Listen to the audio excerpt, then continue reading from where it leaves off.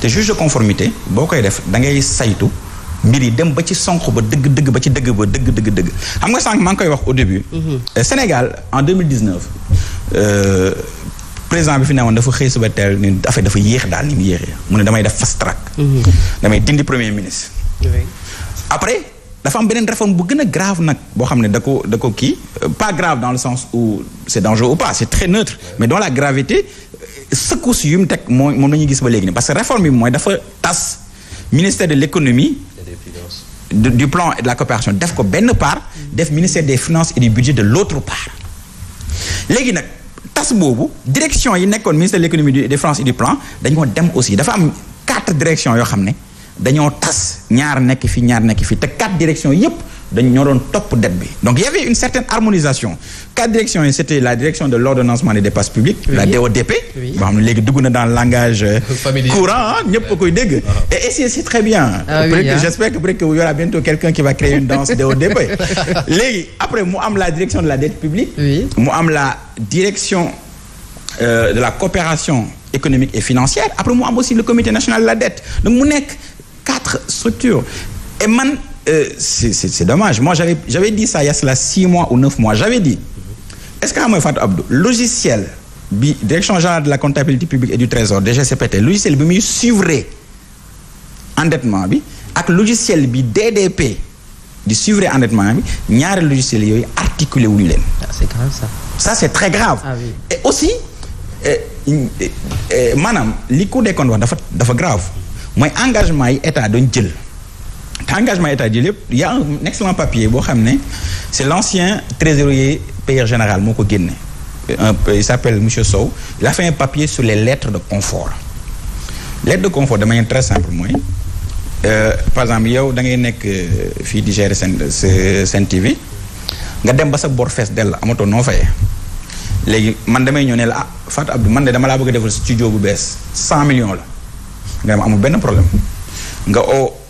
Khalifa misi nekk defal ko lettre de confort ni yaa koy fay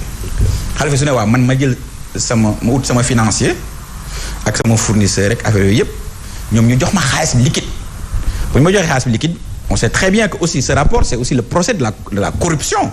Oui. Et des flux financiers illicites. Il y a d'ailleurs le kii là comment on appelle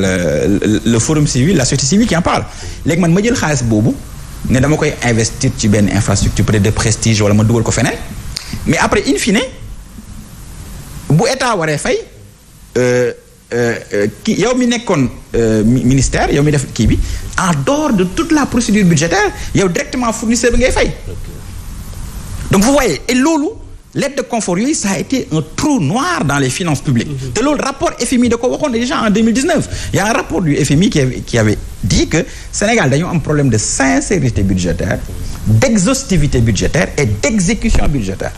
donc loolu moom falaa budd ndax maanaam rapport bi mais c'est extraordinaire parce que mënoo comprendre dëkk boo xam ne boo comparer le TOF le tableau des opérations financières de l'État ak DDOP nga comparer DDOP ak DDP mi toppaloo ñoom ñuy toppaloo dette nga am des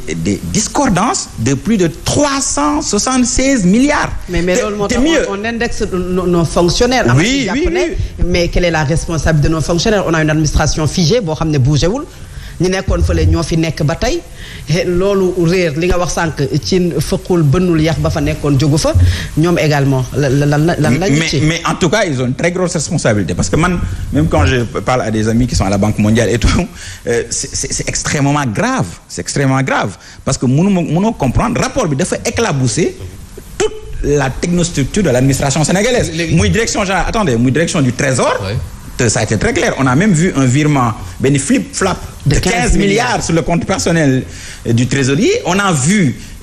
direction générale des douanes def ay créances liquider ay créances douteux mais attendez ay liquider ay créances ay nit yu importé dugal fi ay mbir war a fay une douane d'un montant de 361 milliards douane bàyyi leen noonu ñu gis aussi impôt et domaine direction des impôts yu def ay exonération fiscale ñu tuddee ko ay dépenses fiscales au moins ne Sénégal da nga war di def ay rapport ñu toog 2 ans le directeur général des impôts et domaines nekk fii les directeurs tous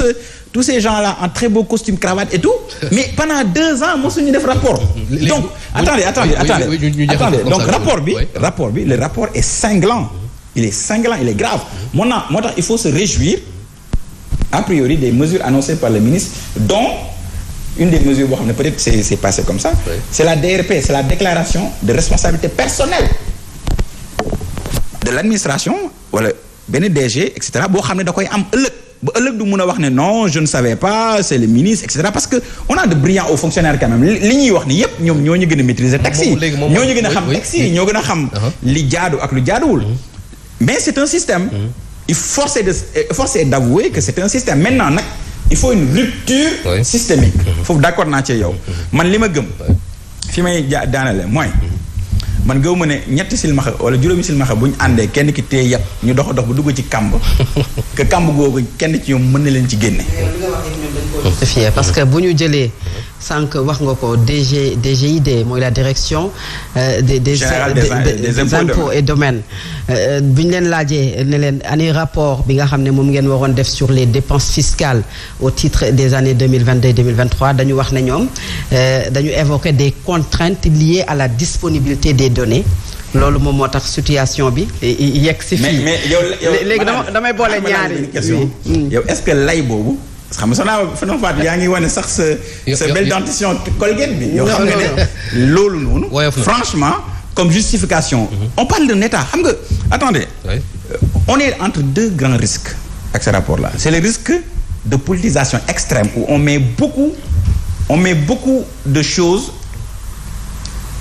ci rapport bi ba yéex ba lëndëmal ñëpp. Deuxième gros risque bi c'est le risque comme ni nga ko defee nii. De prendre les choses à la légère alors que la situation est grave. Le Sénégal est un pays actuellement en très grande difficulté financière. Tout à fait. Dégg naa sax SGG ne la situation est extrêmement grave. D'accord léegi on va terminer sur le rapport pour ñëw ci les mesures d'austérité ak li nga xam ne dama bëggoon yeggaleel ba pare Khalifa. man li ma bëggoon wax mooy wax ne léegi Fatou wax na ko on a pointé du doigt la responsabilité des fonctionnaires sénégalais nga xam ne peut-être ñoom ñoo faillir ci lu bari ba ñu yegg si fii nii mais tamit dafa am ay institutions financières yoo xam ne dañuy suivre le Sénégal fan la BCEAO nekkoon fan la FMI nekkoon fan la UEMOA nekkoon ba guute gi ñu dugg ci tey. Alors ça c'est une très bonne question et je pense que la réponse peut être amenée mais il faut beaucoup de doigté pour l'expliquer xam nga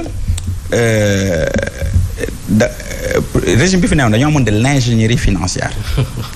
ndax boo jëlee gisee ni ñu defaree sukuk bi nga xam ne y a beaucoup d'ingénierie financière. Faut c'est bien réfléchi. waaw mais après fi mu mujjee la xam nga ingénierie financière weesuwul ci misaal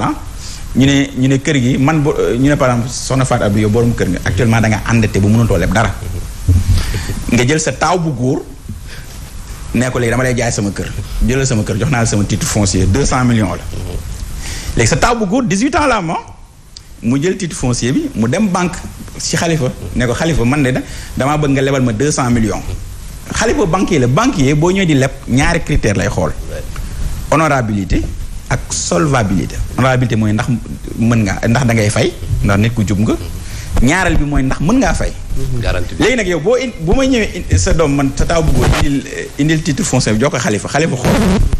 ne ma waaw lii de titre foncier la moom d'accord naa ci léegi nooy nag ngay fayee ma ne ko man de am naa locataire boo xam ne ci kër gi mën na maa fay 10 ans. location 2000 la 200 000 la. léegi 10 ans yi ça fait à peu près 24 millions. banque danaan liggéey dossier bu baax la léegi banquier bi nag lebal la 200 millions. bu ma lebalee 200 millions man taw bu góor dama ñëw sama papa ne ko papa 200 millions.